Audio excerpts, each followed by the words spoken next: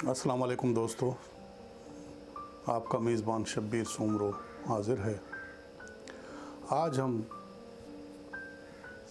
कराची के एक मरकज़ी इलाके जिसे डाउनटाउन भी कहा जाता है, सदर, और उसके अतराफ़ में जो किरदार पाए जाते हैं, जो तारीख़ी मकामात हैं और जो आम लोगों की बूदोबाश है वहाँ, उससे मुतल्लिक़ एक फ़ीचर पेश करने जा रहे हैं।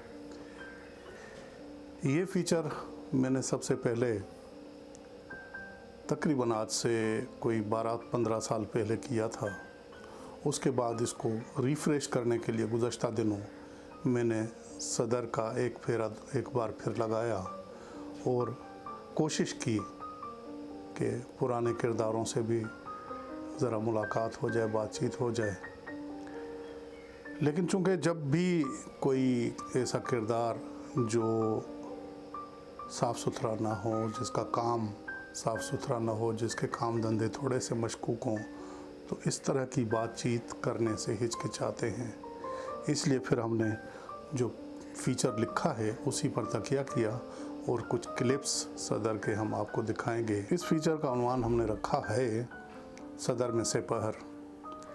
सदर बाज़ारों, भिखारियों, नौसरबाज़ों, जेब कतरों, बटेरों और अहलकारों की पैदागिरी का अजीम तरीन मरकज़ है।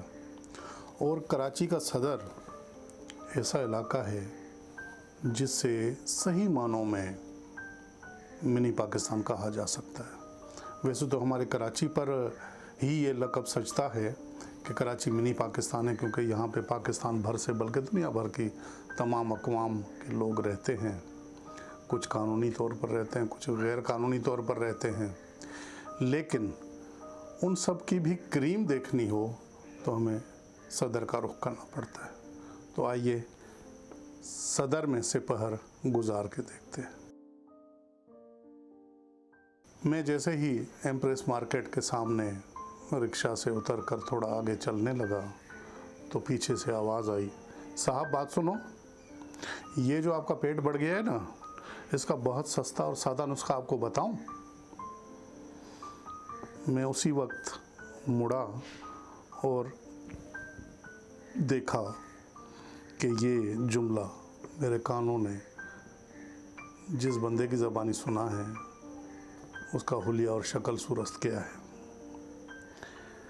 इधर उधर भी देखा कि कोई और बढ़े हुए पेट का वाला नज़र आए, लेकिन पता चला कि वो मुझी से मुखातिब था।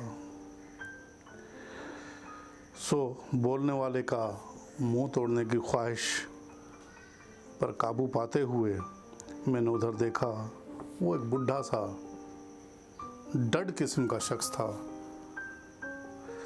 मगर ख़ुद को ड्यूड दिखाने के लिए आंखों में सुरमा, कान में इतर का फोहा और हाथ में लाल कलर का रुमाल लिए फुटपाथ पर बैठा था और अब उम्मीद परस्ताना नज़रों से मुझे देख रहा था। मैंने उसे शनाख्त करने में लम्हा भर भी न लगाया और उसकी मेली बुढ़ी नीम मुर्दा आँखों में देखते हुए ज़रा तेज़ लहजे में कहा, तुम नसीब खान हो ना। अपना नाम सुनकर उसकी हालत बकौल कराचीइट्स के शंट हो गई और घबराहट और शक के मिले जुले अंदाज में कहने लगा, आप हमको कैसे जानते हो। इतनी देर में करीबी न्यूज़ स्टॉल का बहुकम मैनेजर भी हमारे करीब आकर खड़ा हो गया।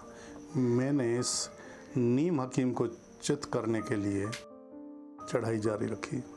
कई साल पहले भी तुमने इसी तरह चे बनाया था और 40 रुपये का नुस्खा बताकर गली वाले स्टोर से 400 रुपये की नकली दवाएं पकड़वा कर मुझे थमा दी थीं, जिनके खाने से पहले ही पेट कम होने के बजाय मेरी सांसें कम होने लगी थी। मेरा बीपी शूट कर गया था और मरते मरते बचा था। क्या तुम अभी तक इसी 2 नंबरी बल्कि 4 नंबरी धंधे से लगे हुए हो नसीब खान? इतने सालों में भी रिज़्क़ हलाल का तुमने कोई सिलसिला शुरू नहीं किया। मेरी लंबी तकरीर सुनकर नसीब खान ऐसे मुंह बनाने लगा जैसे हरी मिर्चें चबा रहा हो। अखबारों के स्टॉल वाले को मुदाखलत का मौका मिल गया और वो कहने लगा, ओ खुदाई ख्वार, तुझे बोला भी है कि इस तरह ना किया कर, बंदा बंदा देख कर अपना गंदा मुंह खोला कर। तुझे पता भी है ये अपने मीडिया वाले साहब ने एडिटर होते हैं एक अखबार के, मगर वो नौसरबाज ही क्या जो अपनी बेइज्जती पर हार मान ले। सो नसीब खान अभी तक अपनी डिटाई पर कायम था। कहने लगा, कोई बात नहीं अड़े अखबारिया, तुम अपना दुकान देखो, हम साहब को समझाता है। फिर मुझे मुखातिब करके कहने लगा, देखो सर, पहले का बात छोड़ो, उस वक्त हम भी नवा था, तुम भी नया था। अभी हमारे पास ईमान से बहुत गोली मार नुस्खा है। पेट भी आपका हमारे पेट के माफिक हो जाएगा और दूसरा तीसरा सब मसला भी ख़त्म हो जाएगा। अगर है तो आप एक बार एतबार करो तो अल्लाह शाफी अल्लाह काफ़ी हो जाएगा। मैंने उसे नज़रअंदाज करके अखबारिये या बाहुकम मैनेजर की जानिब रुख किया। असल में इस न्यूज़ स्टॉल वाले ने मुफ्त ग्राहकों को बाज रखने के लिए अपने स्टॉल पर एक तख्ती लटका रखी थी जिस पर लिखा था, मुफ्त अखबार पढ़ने वाले ज़हमत न करें, बाहुकम मैनेजर। यूँ इसका मारूफ नाम बाहुकम मैनेजर पड़ गया था, जबकि वो नौसरबाज टाइप कंगला नसीब खान उसे अखबारिया कहता था। ये कराची का दिल सदर है, जहाँ मुल्क के हर इलाके के लोग अपने अपने धंधे से लगे देखे जाते हैं। मिनी पाकिस्तान कह लेने का सही मानों में हकदार कराची का सदर। उस दिन मेरा वास्ता नौसरबाज खान या पापी पेट पालने के लिए इधर उधर हाथ मारने वाले नसीब खान से पड़ा था। वो इसी सदर के मकाम पर पाया जाता है, जहाँ एक मुख्तसर सी गली जहांगीर पार्क की तरफ जाती है। वो जहांगीर पार्क पहले जो मवालियों, नशियों, आवारा गर्दों, हीरोइंचियों की आमाजगाह होता था, आज उसे सिंध गवर्नमेंट ने असर नो, आराइश, तज़ीन, बल्कि पूरा नया बनाकर लोगों के हवाले कर दिया है और बड़ा खूबसूरत पार्क लगता है। इस गली के एक कोने पर एक घना दरख्त है जिसके सामने सुबहानी रेस्टोरेंट पाया जाता था, जो काफ़ी सालों से बंद है। गली के नुक्कड़ पे कभी कटा हुआ फ्रूट फी प्लेट बेचने वाले रेढ़े खड़े होते हैं। इस रेढ़े का बंदा जब अपने लिए चाय मंगाता है तो आधा कप नसीब खान को भी पिला देता है। तो कभी अखबारिया नसीब खान को अपने सस्ते लंच में शरीक कर लेता है। ये लंच अमूमन 2 नान और हलीम के एक प्याले पर मुश्तमिल होता है, जो अमूमन जहांगीर पार्क के सामने खड़े हुए रेड़े से मंगवाया जाता है। इसी गली में मस्जिद के सामने कई छोटी बड़ी होटलें भी हैं। उनके सामने मस्जिद के फुटपाथ पर कई अफ़गानी मज़दूर, कचरा चुनने वाले, छोटी छोटी मज़ाफ़ाती आबादियों की रांगड़ औरतें और दीगर गरीब लोग बैठे रहते हैं। आप चाय पियोगे मलाई वाली? न्यूज़ स्टैंड ने ये चाय की ऑफ़र कर दी। नहीं भाई शुक्रिया, मुझे तो सामने वाली हाजी साहब की किताबों की दुकान से तारड़ की किताब और सिंध बहता रहा लेनी है।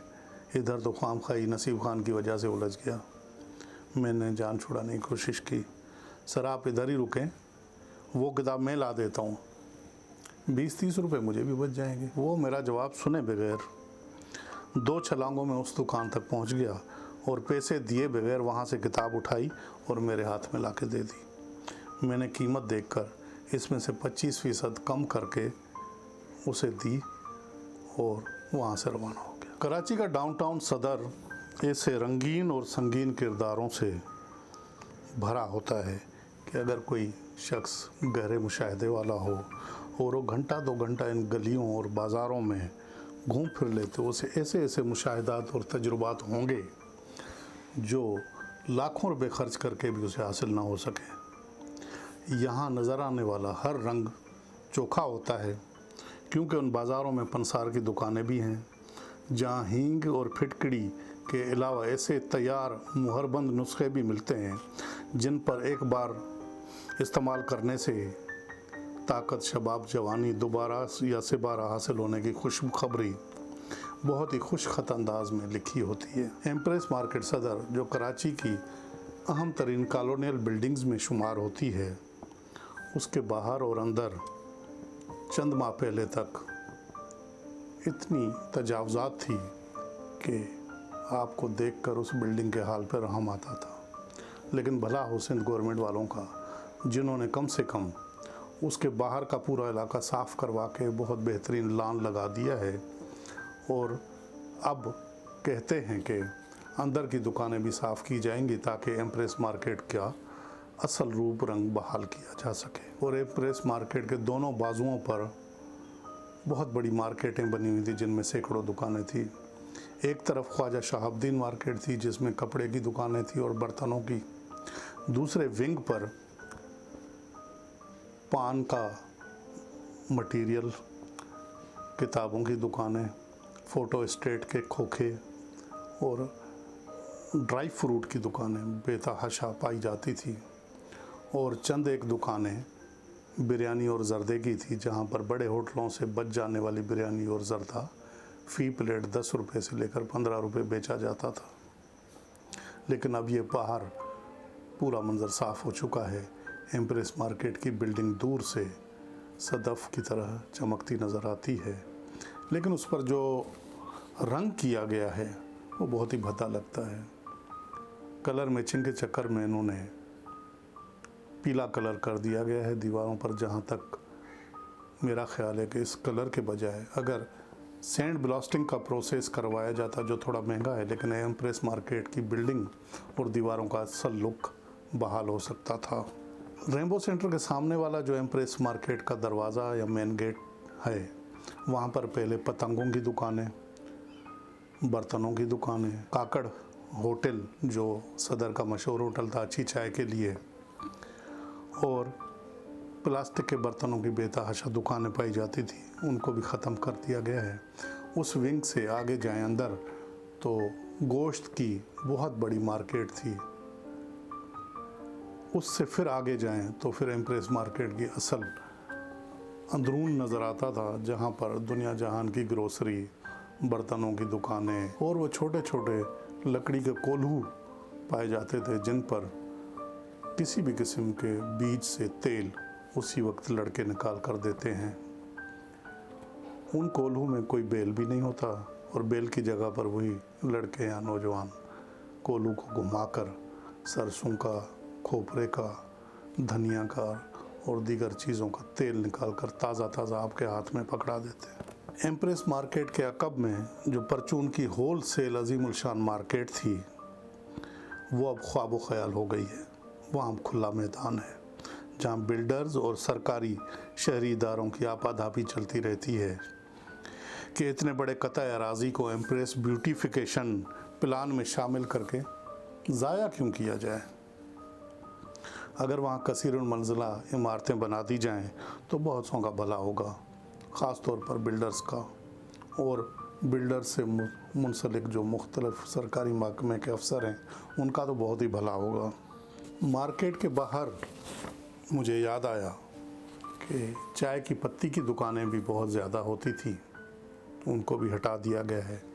इन दुकानों के साइन बोर्ड्स पर कीनिया, सेलोन और बांग्लादेश में दुकानों के अपने बागात से चुनी हुई पत्तियाँ खुश्क और तर हालत में मिला करती थी। इससे आगे वाली ग्रीन बेल्ट पर आइए तो वहाँ मुख्तसर सी तराजू थामे वसी व अरीज़ रकबे वाली मलबार ने रखी हुई नज़र आती है, जिनके आगे कागज़ के लिफाफों में खुश्क मेवे नहायत ही खुश्क अंदाज में बराजमान नज़र आते हैं।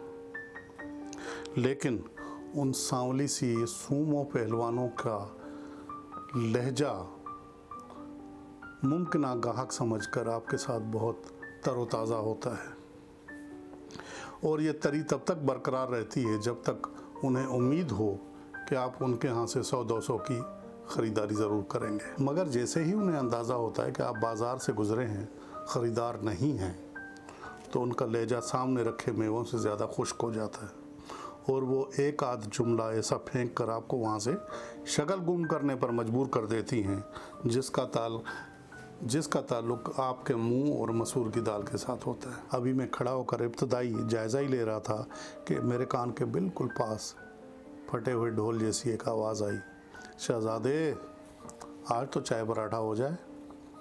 मैंने अपनी आंखों के कैमरे का जाविया बदल कर टेलीफोटो लेंस को मैक्रो पर मुंतकिल किया और क्लोज फोकसिंग से काम लेते हुए इस कदरदान का जायज़ा लिया जिसकी नज़र में 4 साल पहले निस्फ सदी का किस्सा बन जो कि हम अब भी शहज़ादे के रुतबे पर फायज थे। सोशल मीडिया की बद आदत के मुताबिक उसके 10 लाइक्स तो बनते थे। इसका 22-23 बरस का सन होगा। ज़रूरी और गैर ज़रूरी सारे मुँह रुख बारीकी से साफ़ किए हुए थे और आंखों में सुरमे की बारीक सी दुम्बालादार लकीरें, नेचुरल कलर की लिपस्टिक की चमक और एक हाथ कमर पर मारूफ स्टाइल में टिका हुआ उसके मुद्दा मन की वजाहत अब आंखों के ज़रिए हो रही थी। मैंने भी पुराने खिलाड़ी के स्टाइल में जवाबी वार किया, आज सिर्फ चाय पराठे पर क्यों टाल रहे हो भाई? इस जुमले में मेरा जोर सिर्फ पर था। होटल में तो इतना ही चलता है और इस होटल की हद से बाहर कितना चलता है ये पहले हमें अंदर जाने पर मालूम हो सकता था। मोबाइल मार्केट जाने वाली सड़क पर एक दानिश्वर किस्म का शख्स तोता फाल निकालता है। मैं दफ्तर जाते वक्त इस पर नज़र ज़रूर डालता हूँ कि इसको भी मेरी तरह डाइजेस्ट पढ़ने की लत लगी हुई है। जब कोई किस्मत का हाल पूछने वाला गाहक न हो तो वो डाइजेस्ट में पनाह ले लेता है। मैंने उस दिन उसे 10 रुपये देकर तोते से एक साल खोर्दा लिफाफा उठवाया और पहले से मालूम हाल को पुराने से कार्ड पर छपा हुआ पड़ा। हाल हवाल यूँ था, ये साल बहुत अच्छा गुजरेगा, शादी का इम्कान रोशन है, अच्छी नौकरी भी लग सकती है, जुमेरात की शाम किसी मुस्तहिक को खाना खिलाने से उलझे हुए माली मामलात सुलझने का बहुत रोशन इम्कान। जब कार्ड पढ़कर वापस किया और अखबार का हवाला देकर कुछ तजुर्बा शेयर करने की गुजारिशात की तो उस शख्स ने खामोशी से बोरिए का कोना पलट कर मेरा दिया हुआ 10 रुपये का नोट उठाया और मेरे हाथ में दे दिया और एक बार फिर डाइजेस्ट खोलकर पढ़ने बैठ गया। ये सिग्नल था कि वो मीडिया से कोई बात नहीं करना चाहता। सदर में आजकल पुराने और नए सस्ते किस्म के जूतों का धंधा भी ज़ोरों पर है और जिनको रोज़गार नहीं मिलता था उन लड़कों ने और लड़कों के अब्बाओं ने बकौल अकबर इलाहाबादी रोज़ी को जूतों के ज़ोर से कमाने का सिलसिला शुरू कर दिया है और ख़ासा मुनाफा कमा रहे हैं। ऐसे लोग जिनमें बेशतर निचली ज़ात के हिंदू लड़के, हीरोइंची या पाउडरी लोग शामिल होते हैं, वो एम्प्रेस मार्केट के सामने कैंट स्टेशन जाने वाली सड़क पर पुराने जूते पॉलिश से चमकाते रहते हैं। इससे आगे नए और सस्ते मगर घटिया मेड इन चाइना ब्रांड जूते रेडियों पर ढेर होते हैं। मैं जब ज़मीन पर सजे पुराने जूतों के करीब जाकर खड़ा हुआ तो मेरे जूते उनके मुकाबले में खासे सीनियर सिटीज़न लग रहे थे। यही हाल देखकर जूते बेचने वाले हिंदू लड़के ने कहा, साहब बिल्कुल नए जैसे शूज़ उधर बैग में रखे हैं, आप बोलते हो तो निकाल के दिखाऊं। कैसे हैं? मैंने बात बराए बात पूछा। बिल्कुल फर्स्ट क्लास, फॉरेन का माल है एकदम। क्यों, लंदन की मस्जिद से उठा लाए हो क्या? मैंने आंख मार कर पूछा तो वो बाकायदा नाराज़ हो गया। सर यही तो बात है आप लोग की, अच्छी चीज़ दिखाओ तो चोर समझने लगते हो। ये तो बड़ी कंपनी का रिजेक्ट माल होता है जो सस्ता निकाल देती हैं तो हम जैसे गरीब दुकानदार ले आते हैं। गोरे लोग रिजेक्ट माल नहीं पहनते ना, तो आप जैसे देसी लोगों को भेज देते हैं। उसने वहीं का वहीं बदला चुका दिया और मैं इधर उधर देखने लगा मगर करीब में कोई खंबा नहीं था, इसलिए खिसिया कर दफ्तर जाने वाली मिनी बस में चढ़ गया।